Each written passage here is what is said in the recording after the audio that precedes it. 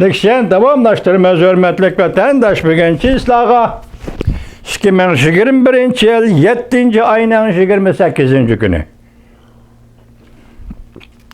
Haftaki çarşamba. Yukarı leksiyanın devamı vatandaş. Şimdi de bayanatı mında görüştüldü. Baradarının fırsat tepep çünkü ziyaret gelgeldiğini karşılamız. Çünkü baştan ahir Afganistan halkı işini diğen dost devlettir. Afganistan halkı Cüngö'nün Afganistan'ın tinç yol musabısı kuruluşuğa aktif rol oynayışıdan bəhrəmən boludu. Afganistan'da Talibanların tinçlikini kolga keltirişi samimiyeti var. Biz Talibanlar ve her qaysı taraf güçleri birlikte nəhayət keng sığdırıcan ve bütün Afganistan halkı qabul qılalaydigan bir siyasi ramka kurup çıkıp kişilik hukuk ve ayollar balalarının hukukları kapalet kılışımız lazım. Taliban'ın bayanatçısı Muhammed Neyim 7. ayının 28. gün Twitter'da haber ilan kılıp bunda görsetti.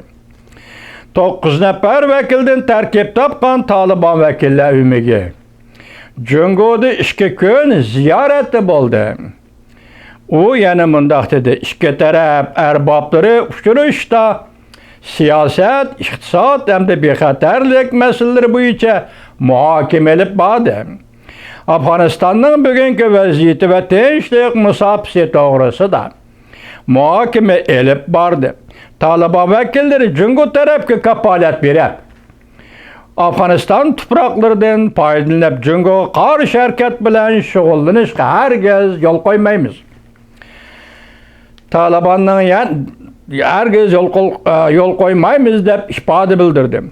Taliban'ın yana bir bayanatçısı Sahyen 7. ayının 7. günü haftalık Asya haberlerinin ziyaretini kabul kılganda mundaq görsetti. Taliban Cüngö'deki Uygur bölgünçilerinin Afganistan'a kirişige emdi yol koymaydı. Bundan başka Sahyen yani mundaq görsetti. Taliban Cüngö'nün Afganistan'ın kuruluşuğa katnışını karşıladı. Hem de vədi verip Cüngö adamlarının bexatarligi kapalet verimiz dedi. Sahyen mundaq görsetti. Taliban Cüngö'nü dostum dep qaraydı. Cüngö'nün Afganistan'ın qayta kuruluşuğa məbləğ selişi doğrusu tez arada Cüngö bilen söhbət ötküzümüz. Bu Taliban'ın samimiyeti vatandaş. Çet el yana başka kısa haberdeki mavzular. Çet el kapitali bazargı selinde. Payçek bazarı 2 trilyon yuan bahası da çöp ketdi. Cüngö'nün mazgap iktisadi yemirildi. Pul muamele sahasında kasatçılık alayda bir vaziyet bilen yetip geldi. Yerli qarz amaneti partlaş yüz berdi. Yerli qarz amaneti partlaş yüz berdi. Cüngö iktisadi gümran oldu mu? 7. ayının 27. günü 2021 yıl YouTube Dodong Yambao torpilimi. Yani bir haber. Amerika pul muamele uruşu kozgıdı. Cüngöy yani Cüngöy payçek bazarı da kurulap koyuldu. Payçek bazarı kurulap koyuldu.